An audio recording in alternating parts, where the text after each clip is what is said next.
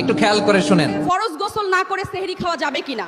যদি এমন হয় যে রাতের বেলা আপনারা স্বামী স্ত্রী একত্রে সময় কাটিয়েছেন বা সহবাস করেছেন, এখন ফরজ গোসল করতে লজ্জা লাগে, শরম লাগে, কারণ ফ্যামিলির অন্যান্য মেম্বাররা দেখে ফেললে লজ্জা বোধ হবে, বা অন্য কোনো কারণে যদি আপনি ফরজ গোসল করতে না পারেন আর এদিকে সেহরি খাওয়ার সময় চলে যাচ্ছে দেখে আপনি সেহরি খেয়ে ফেলেছেন, এতে আপনার রোজা হয়ে যাবে, রোজাতে কোনো সমস্যা হবে না।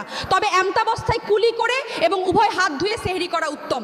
এরপর যথানিয়মে ফজরের ওয়াক্ত থাকতেই ফরজ গোসল করে যথাসময়ে নামাজ আদায় করা। হে আল্লাহ, আমাদের রোজা ও নামাজগুলো তুমি কবুল করো।